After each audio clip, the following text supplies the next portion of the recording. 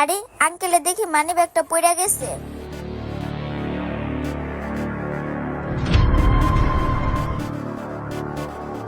মানি ব্যাগে তো দেখি অনেকগুলো টাকা।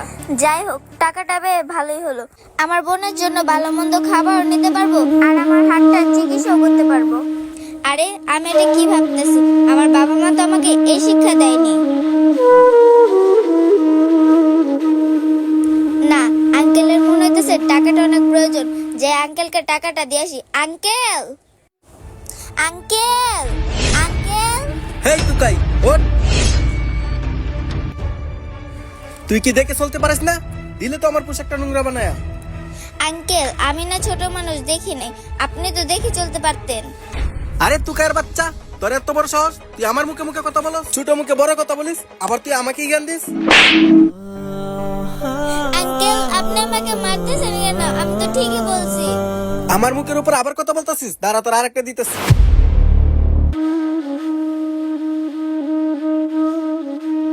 বেটা, তোর সাহস তো কম না, তুই ছোট বাচ্চার গায়ে হাত উঠাইছস। আরে স্যার, ওরে মারবো না তো কি করবো? আপনি জানেন ও কি করছে?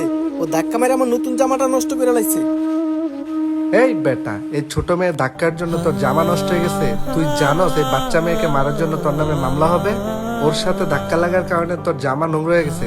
তুই এই মেয়েটার দিকে তাকিয়ে দেখতো, ওর হাতটা ভাঙা। তুই কিভাবে ওকে মারলি? তোর চাইতে তো ওরই বেশি ক্ষতি হয়েছে, ও ভাঙ্গা হাতে ব্যথা পাইছে। আর তুই কিনা ওকেই মারলি? মারা তো উচিত ছিল তোকে। সরি স্যার, আমার ভুল হয়ে গেছে।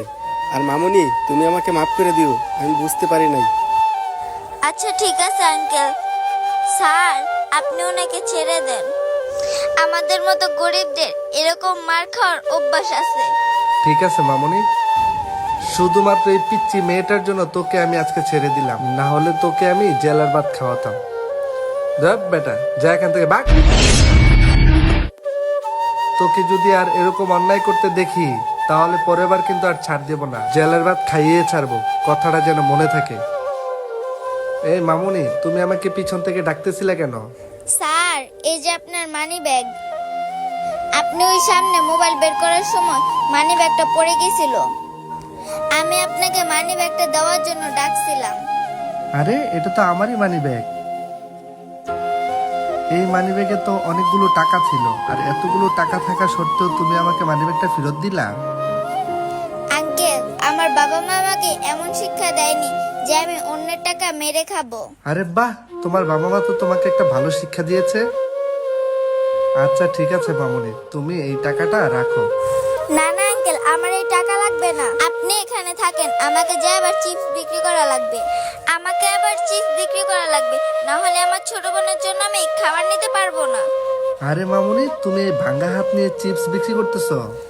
কি করবো আঙ্কেল, আমার তো বাবা মা বেঁচে নেই। আমি যদি এখন চিপস বিক্রি করতে না পারি, তাহলে ওকে আমি খাবার খাওয়াতে পারবো না। না, এই মেয়েটা এভাবে সাহায্য নিবে না, কিন্তু মেয়েটাকে আমার যেভাবে হোক সাহায্য করতে হবে। আচ্ছা মামুনি, তুমি কোথায় চিপস বিক্রি করো? আমাকে নিয়ে চলো তো। আচ্ছা ঠিক আছে আঙ্কেল, চলেন।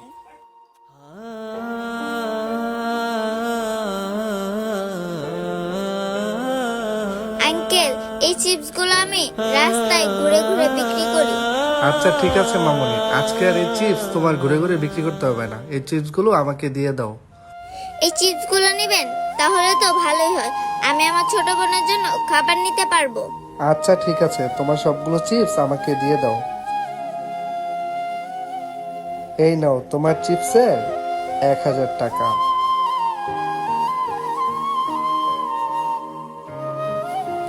আচ্ছা ঠিক আছে আঙ্কেল, আপনাকে অনেক ধন্যবাদ। আরে এই টাইমে আবার কে ফোন দিল দেখি তো। হ্যালো, আসসালামু আলাইকুম, কে বলছেন? আচ্ছা ঠিক আছে, আমি এখনই আসতেছি, তুমি ফোনটা রাখো। মামুনি, আমার তো এক জায়গায় যেতে হবে, তুমি আজকে এই চিপস গুলো বিক্রি করো, কালকে আমি তোমার কাছ থেকে নতুন চিপস নিয়ে যাব। আচ্ছা আঙ্কেল।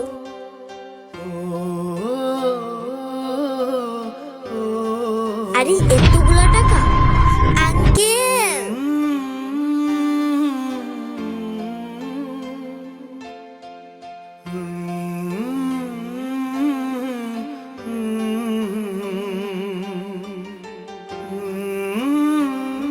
না, এই মেয়েটাকে আমি অন্যভাবেই সাহায্য করি। আমার কাছে যে টাকাগুলো আছে সবগুলো টাকা দিয়ে যায় মানিব্যাগ থেকে। আচ্ছা মামনি, তুমি থাকো, আমি এখন আসি।